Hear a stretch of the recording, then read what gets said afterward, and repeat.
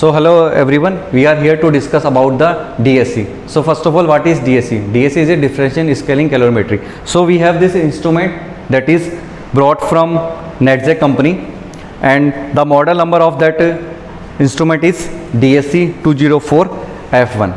So what is DSC? What is the basic principle of the DSC?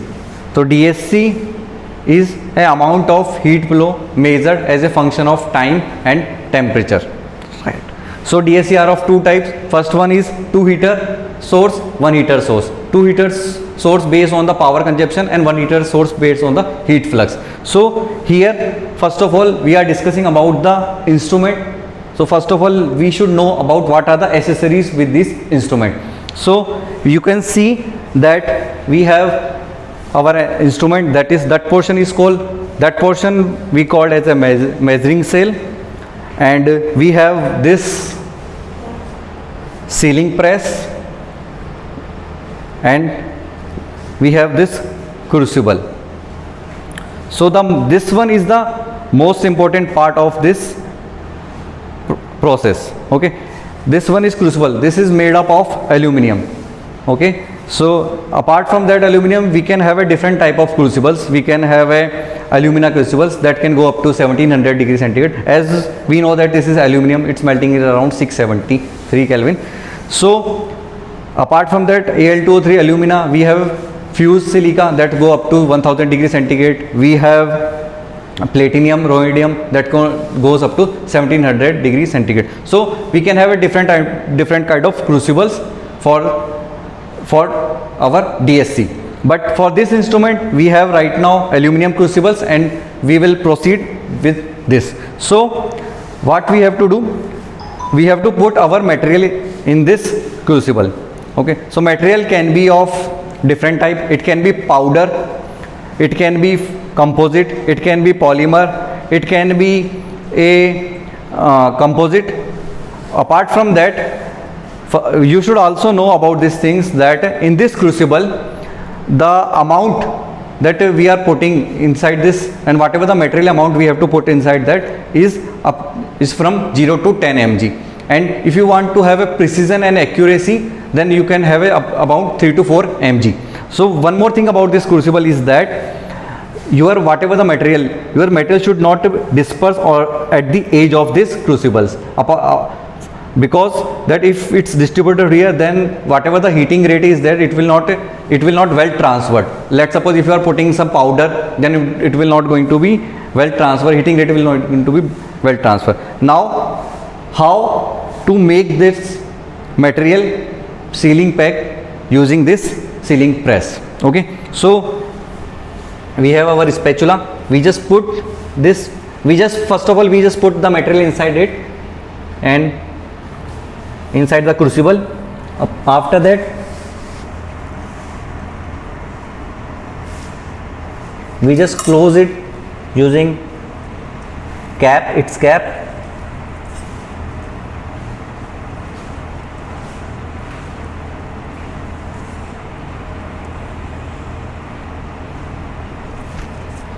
It should be applied with a low pressure such that your crucible should be cold welded, right? So after this cold weld you will get your crucible like that. Then the next step is that we have to go for our measuring cell side. So here you can see that this is the reference and this is the sample. Okay, left hand side we have a reference and right hand side we have a sample. First of all we open this, we called it cell leads. These all are the cell leads of different diameter. Okay, so first of all what are the precautions that we need to take care before doing any experiment? The major precaution we need to take care that we need to clean the chamber using acetone or alcohol. Also we need to clean these leads, cell leads, right? So after that you just put your empty crucible here, that we can see. After that you just put your empty crucible here, that we can see that left hand side that reference portion and empty crucible is called as a reference portion, and right hand side whatever the material that you are going to measure using the DSC, that is on the right hand side. As we know, after that putting these things, we just close this chamber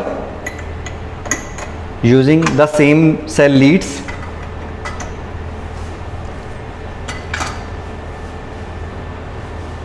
This should be not tightened very tightly, it should be small.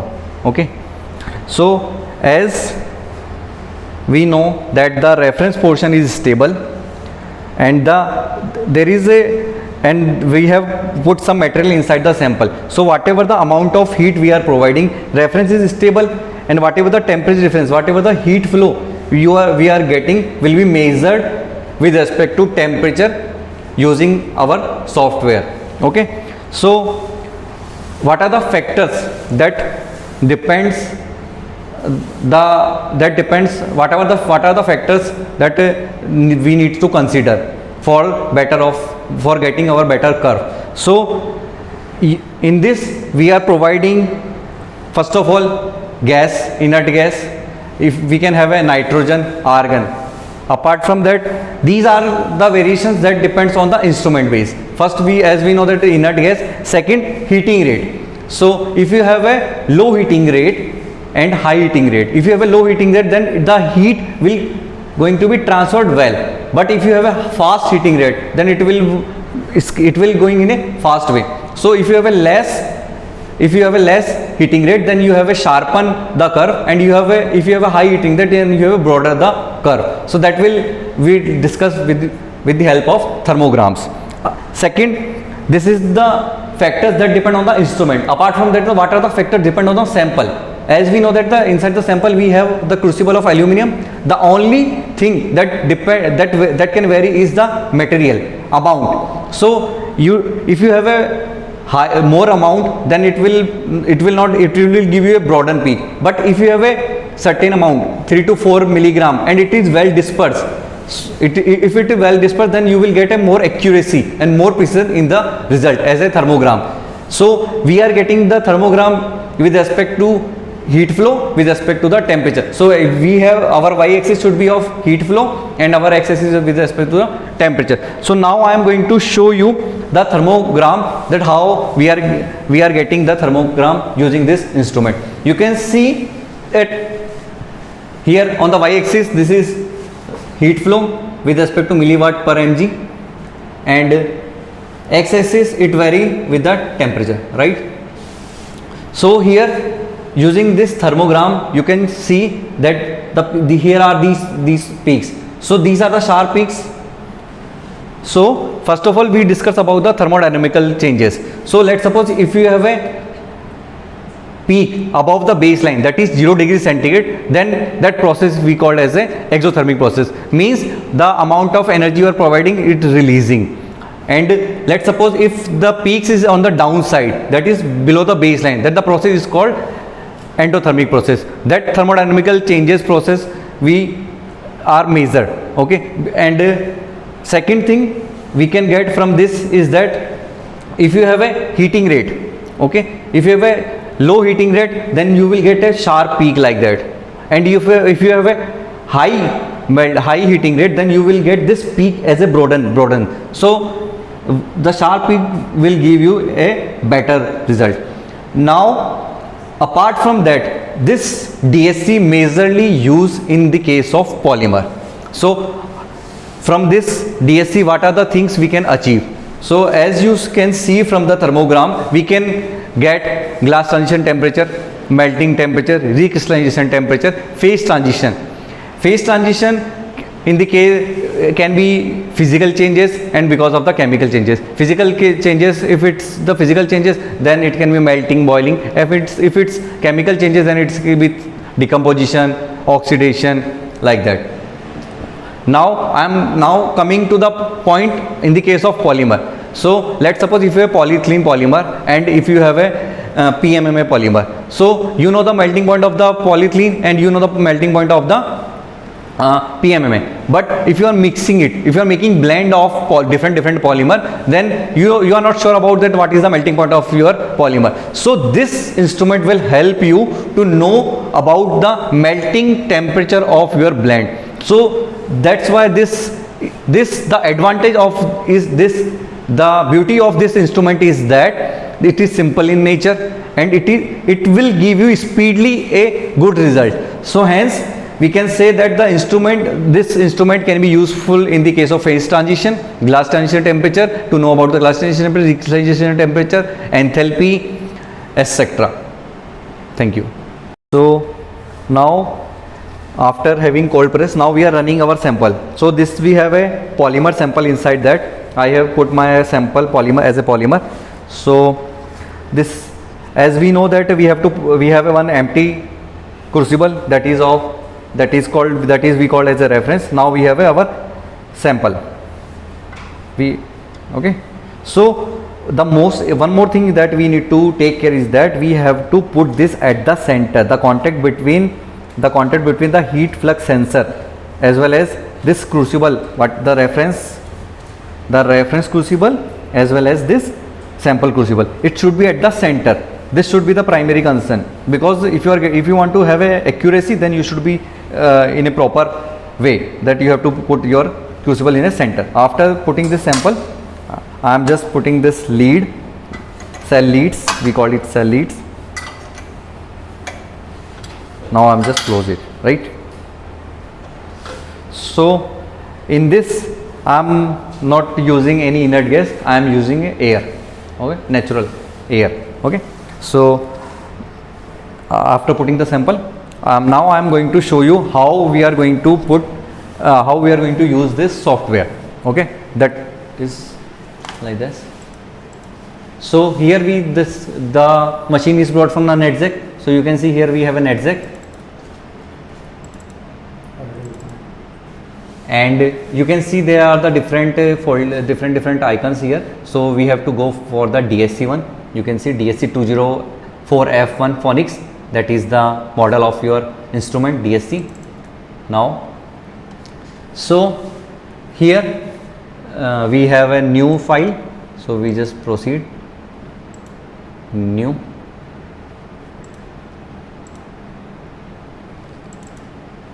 Sorry, now this we need to take as a forward.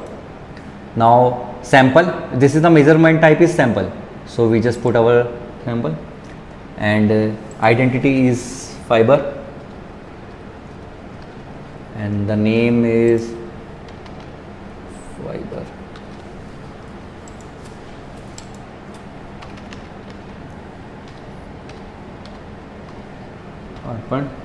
And the weight we have taken is the 5 mg.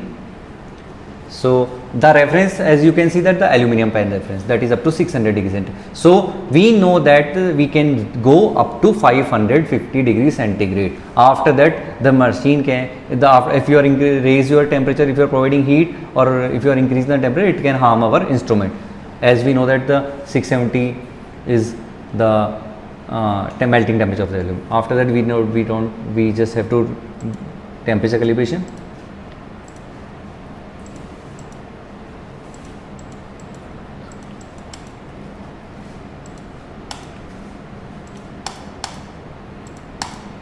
Now forward. So we need to put the start temperature. Here you can see that the temperature shown here is 28 degrees centigrade. If you zoom, I think now you can see that here 28 degrees centigrade. So in this we have to put this more than that. Let's suppose 30, right? Start temperature is 30. And our polymer is polymer, so it can carbon fiber polymer, so it can go up to 400 degrees centigrade, right? And the heating rate I am using 10 Kelvin per minute, and here you are getting the equation rate, right? Add. Now you have to do the final emergency reset temperature, that is 10 degree more than your final temperature. After that, forward.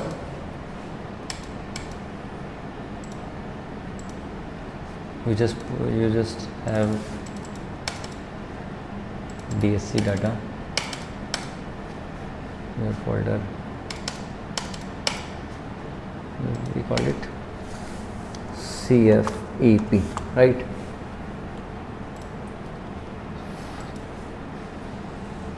So instrument being refresh. If you are using gas, let's suppose if you want to do in inert gas like nitrogen, then you need to give purging on and protective gas on. That flow rate of nitrogen here you can see that 20 mm per minute. So that depend on your, if you are putting in inert atmosphere, right now we are not putting inert atmosphere, and that's it. So here you can see the start, so that you can see this window will come, just like here you can see the DSC, temperature and time segment. As we know that the heat flow work as a function of temperature or time. So measurement you can put here as a x-axis as a temperature. Now you can see that from 30 it will going, the curve is going to start, and it will take 36 minutes, because we are putting the heating rate of 10 degree per minute. If we increase the heating rate, then that automatically the time to complete the instrument, to complete our experiment will be going to be reduced.